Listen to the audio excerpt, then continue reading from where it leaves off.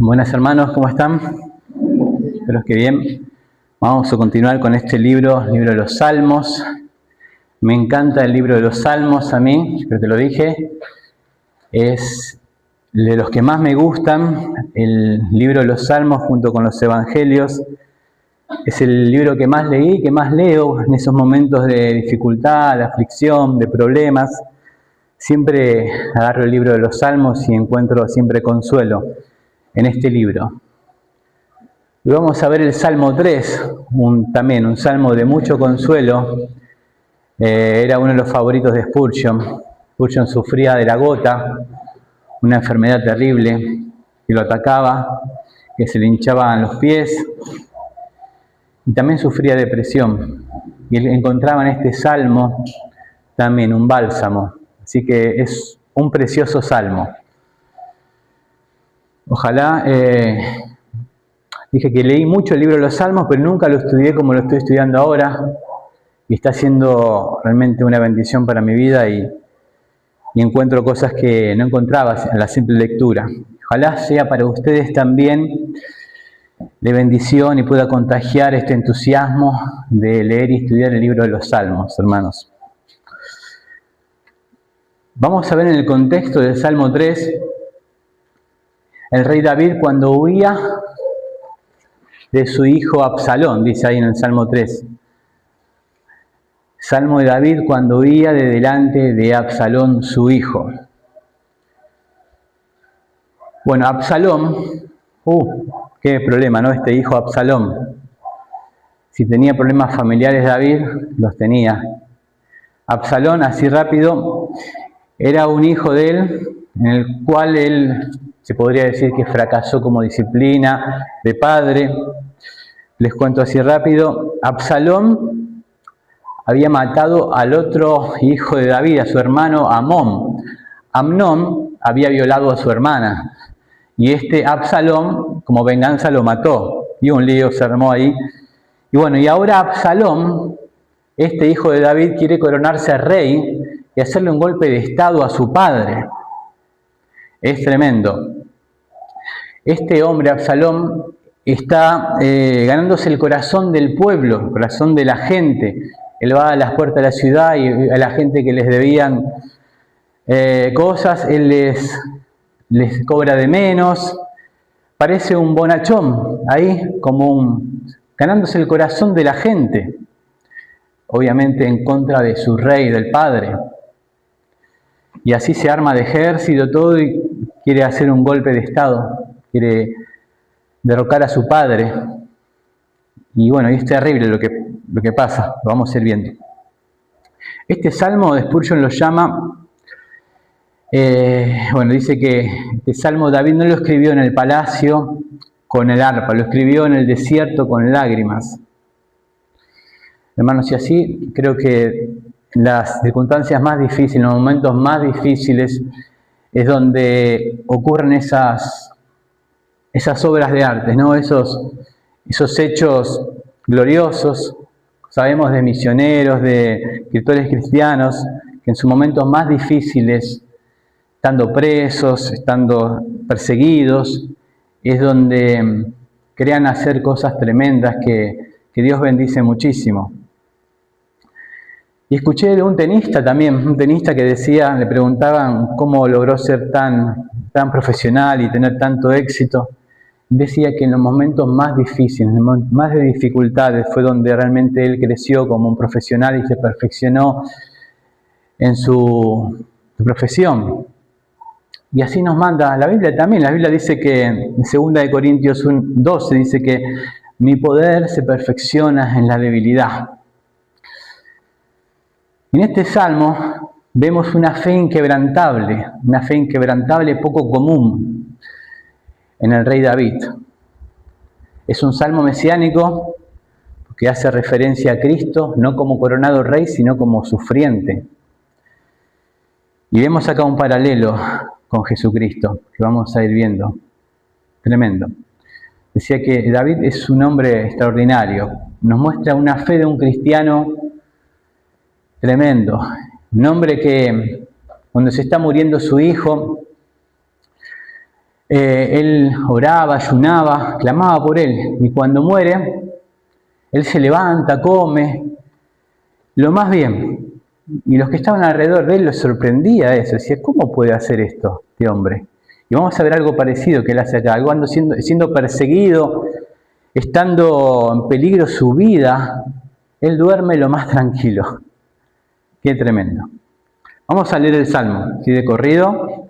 Después vamos a dar alguna interpretación, digamos. Bueno, Salmo 3 dice, oh Jehová, ¿cuántos se han multiplicado mis adversarios? Muchos son los que se levantan contra mí. Muchos son los que dicen de mí, no hay para él salvación en Dios. Y dicen Selah. ¿Se acuerda qué significaba Selah? Selah significa, se cree que significa una pausa, una meditación. Dice, mas tú, Jehová, eres escudo alrededor de mí, mi gloria y el que levanta mi cabeza. Con mi voz clamé a Jehová y él me respondió desde su monte santo. Yo me acosté y dormí y desperté porque Jehová me sustentaba.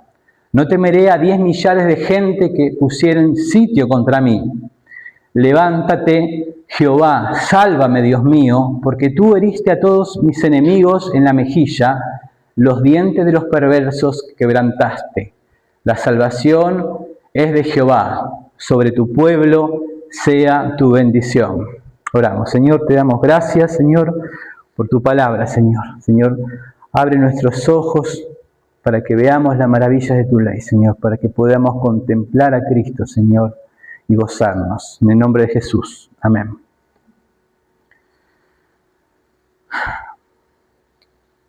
Vemos cómo empieza, oh Jehová, cuánto se han multiplicado mis adversarios, muchos son los que se levantan contra mí. David está sufriendo acá una persecución, decía que tiene un golpe de estado de parte de su hijo, de su propio hijo. ¿Se imaginan? Yo creo que no hay cosa peor para una persona, para un padre, que su propio hijo lo esté persiguiendo, lo quiera matar, quiera quitarle todo, quiera humillarlo y lo humilla, hace cosas terribles el hijo, que pueden leer, que no quiero decir porque son fuertes. ¿Se imaginan eso? Eso está viviendo el rey David por su propio hijo. Y hermanos, a veces a nosotros se nos multiplican así también los problemas, ¿o no?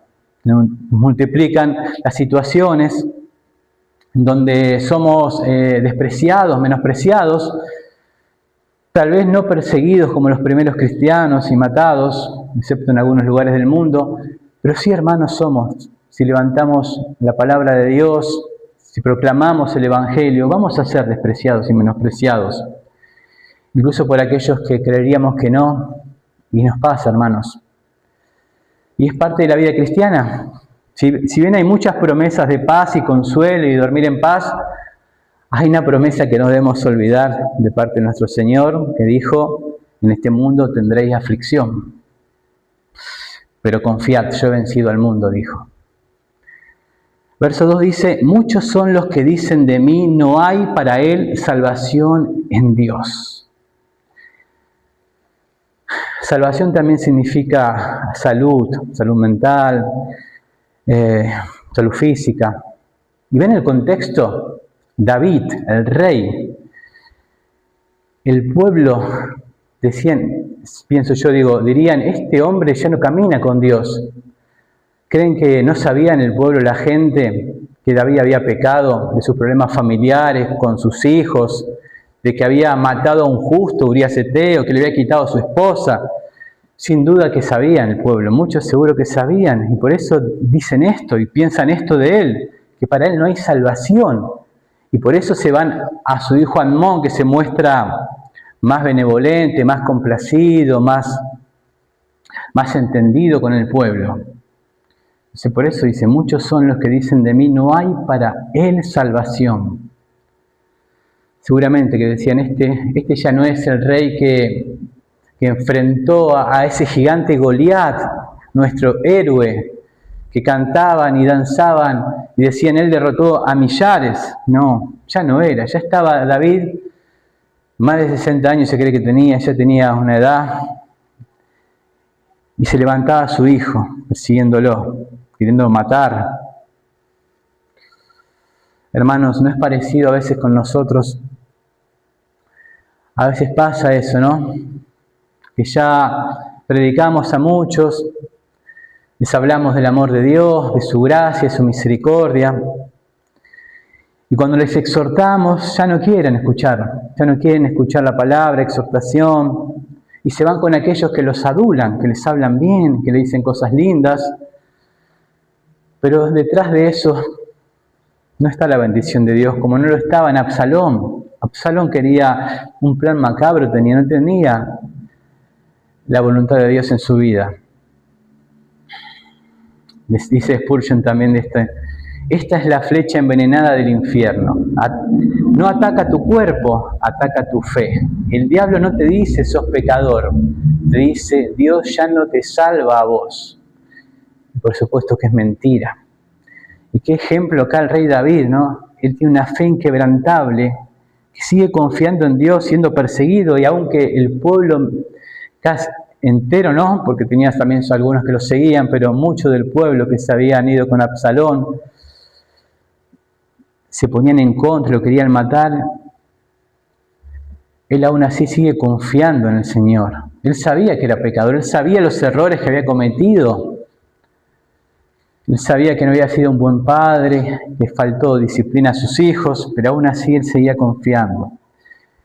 Y es gran alivio a nosotros eso, ver a este hombre que es de carne y hueso como nosotros, y cometía errores y pecaba, pero aún así él se arrepentía. Él ante la palabra se humillaba, ante los profetas, él se sometía a la palabra. Dice verso 3, mas tú, Jehová, eres escudo alrededor de mí, mi gloria y el que levanta mi cabeza. Es interesante que escudo es mencionado por primera vez por Abraham, en Génesis 15:1 dice, no temas, Abraham, yo soy tu escudo. Qué interesante, y tu galardón será sobremanera grande. Qué interesante también que dice, no solamente hace referencia a un escudo grande, dice escudo alrededor de mí. No solo cubría su frente, sino su retaguardia y su costado. Y así es como lo describe Jehová, el Señor, cuida no solo nuestra frente, Él nos guarda como un escudo alrededor nuestro, un escudo completamente. Así que David tenía bien claro quién lo protegía, el Señor, el Dios del universo. Verso 4 dice, con mi voz clamé y Él me respondió desde su monte santo. Selah. Vemos un rey que no confiaba en su fuerza, en su poder. Vemos un hombre de oración acá, con mi voz clamé a Jehová. El Señor promete responder cuando clamamos. Clama a mí y yo te responderé y te enseñaré cosas ocultas que tú no sabes, dice Jeremías 33:3. Y es una promesa frecuente en la Biblia, clamar al Señor y Él responder. Y David lo tenía presente siempre. Interesante que dice, y Él respondió desde su monte santo. Qué lindo, acá encontré el monte unas referencias tremendas. ¿Recuerdan la palabra monte en la Biblia? Monte Sinaí, Moisés recibiendo la ley, Monte Carmelo, Elías ahí con los profetas de Baal, Monte Moriab, Abraham ahí sacrificando al hijo, Monte Calvario, Jesucristo, Monte de la Transfiguración, Sermón del Monte. Todas las palabras cuando hacen monte hacen referencia a un encuentro con Dios, especialmente a Jesucristo. El monte santo es Jesucristo. El Salmo dice, ¿quién subirá a tu monte santo? El Salmo 15. Es una alusión a Cristo, sin duda. Él es el monte santo. Y Él, interesante que Él fue al monte Calvario y sufrió toda la ira de Dios y cargó nuestros pecados para que nosotros podamos encontrarnos con Dios en ese monte santo y no suframos la ira de Dios. Verso 5 dice, Y me acosté y dormí y desperté porque Jehová me sustentaba. ¿Ven el contexto? David siendo perseguido, estando en peligro su vida, sabiendo que si se dormía no podía tal vez no despertar, que su hijo lo estaba persiguiendo, acechando con un ejército, y él dormía tranquilo. Esto todo lo opuesto a una persona normal, pero David era diferente. David era un ejemplo para nosotros, porque él confiaba en el Señor. Interesante que él confiaba en la palabra de Dios, porque hay una promesa de dormir en paz al creyente. En Levítico 26:6 dice: y yo daré paz en la tierra y dormirás, y no habrá quien os espante. Después, bueno, el mismo salmista en el Salmo 4:8 dice: en paz me acostaré y asimismo dormiré, porque solo tú, Jehová, me haces vivir confiado. Proverbio 3:24: cuando te acuestes no tendrás temor, sino que te acostarás y tu sueño será grato. Había una promesa de dormir en paz el creyente, y lo hay hasta el día de hoy, hermanos. Debemos dormir en paz porque el Señor es el que nos da el sueño. Y qué ejemplo, qué testimonio acá, este hombre siendo perseguido hasta la muerte y él durmiendo en paz. Qué tremendo. Bueno, como testimonio personal les cuento, y no les cuenten a nadie, que yo de chico tenía miedo a la oscuridad y a veces no podía dormir. Pero bueno, después que el Señor llegó a mi vida, fui perdiendo ese miedo. Dice Spurgeon también: muchos cristianos velan cuando deberían dormir y duermen cuando deberían velar. Sin duda que David ya había orado, velado. Entendía que estaba todo en las manos del Señor. Si le querían quitar la vida, que se la quitaran, porque estaba en las manos del Señor. Y por eso podía dormir en paz. Y así con nosotros, hermanos, así debe ser, hermanos. Nuestro sueño debe ser grato. Debemos dormir en paz sabiendo en quién confiamos, sabiendo que nuestra vida está en manos de Él. Verso 6 dice: no temeré a 10 millares de gente que pusieran sitio contra mí. Qué tremendo. Y realmente estaba siendo perseguido por muchos. Y él dormía en paz. Y de verdad que este hombre de fe vivió esto. Perseguido por su hijo y el pueblo que estaba en contra de él, querían su cabeza, pero él temía a Dios. Alguien dijo: aquel que teme a Dios no tiene nada que temer. Y es verdad, hermanos. ¿Qué dijo Jesús? No temáis a los que matan el cuerpo, mas el alma no pueden matar. Temed más bien a aquel que puede destruir el alma y el cuerpo en el infierno. Eso debe ser una verdad en nosotros, hermanos. Debemos crecer en el temor de Dios. Una frase que siempre recuerdo dice: el temor a los hombres te llevará a la mentira. Temor a Dios te llevará a la verdad. Es bueno para guardar. Verso 7. Levántate, Jehová, sálvame, Dios mío, porque tú heriste a todos mis enemigos en la mejilla, los dientes de los perversos quebrantaste. Este sálvame suena un poco desesperado, ¿no? Se le está viniendo la noche al rey, él ve que el Señor no está orando, parece que no está actuando el Señor, no está respondiendo las oraciones tal vez. Si bien él confiaba en Dios, nos ponemos un poco ansiosos a veces, ¿no? Alterados, intranquilos. Pero como David, recorremos sus hechos. Él recuerda los hechos del pasado. Dice: porque tú heriste a todos mis enemigos en la mejilla.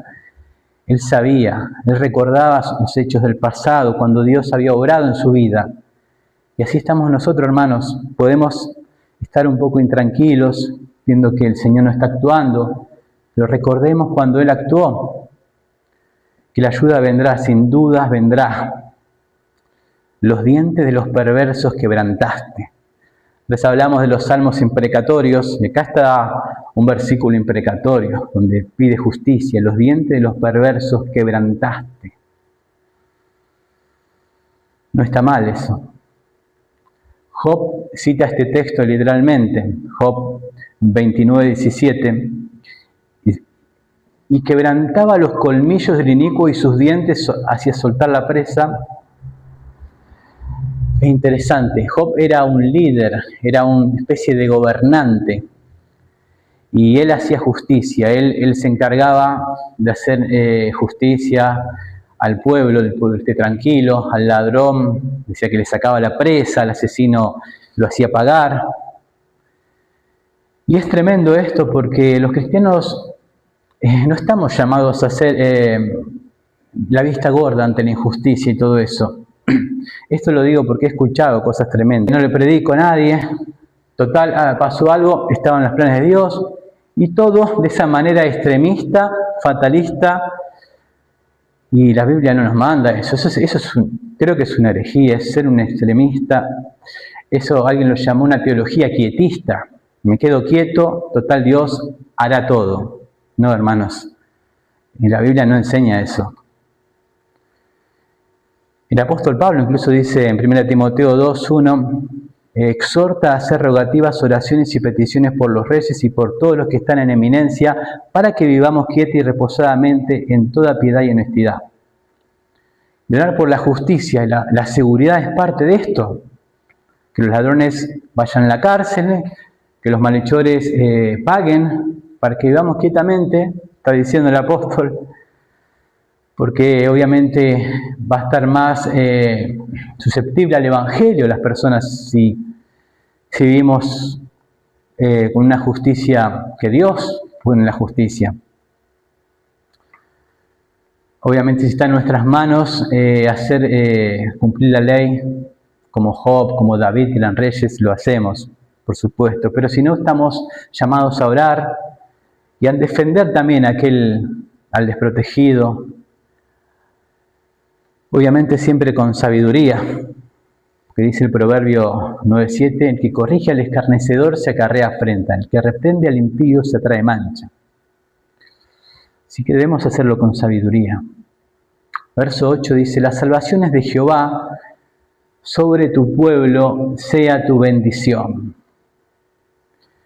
David sabía bien, ¿no?, que de Dios venía su salvación. Y si estaba vivo, estaba porque Dios así lo permitía. Él no confiaba en su fuerza, en su experiencia, incluso en sus soldados que les quedaban, que eran experimentados. ¿Se acuerdan de los valientes de David? Cada personaje, unos que enfrentaban a leones, peleaban con 300 hombres. Qué personas, qué tipos duros. No quisiera encontrármelos discutiendo en el tráfico, uno de esos. David sabía que el caballo se alista para la batalla, más de Jehová es la victoria, como dice el Proverbio 21:31. Interesante que él dice, sobre tu pueblo sea tu bendición. Él no dice sobre mi familia, sobre mí, sobre tu pueblo sea tu bendición. Qué bueno, qué interesante cómo él tiene en cuenta el reino de Dios, los intereses de Dios. Y la salvación es del Señor por medio de Jesús y su evangelio, para bendición de su pueblo. Y así es, hermanos. Oramos, hermanos. Padre Santo, nuestro Dios y Salvador Jesucristo, te damos gracias, Señor, por tu iglesia, Señor. Rogamos, Señor, que bendigas a tu iglesia, Señor, que extiendas el reino en esta tierra, Señor, en este lugar, en San Miguel, Señor. Señor, que podamos presentarnos a ti, Señor, fiadamente. Dejamos nuestros problemas, nuestras cargas, Señor, a ti, Señor. Esas cosas que nos inquietan, Señor, sabiendo que tú nos prometes un descanso en paz, Señor. Oh Dios, te damos gracias, Señor, por ese monte santo, ese monte Calvario que subió Jesús para que nosotros podamos acercarnos a ti, Señor. Te damos gracias, Señor. Bendice esta iglesia, bendice San Miguel, Señor. Abre las puertas, Señor, para que se extienda tu evangelio aquí, Señor. En el nombre de Jesús. Amén.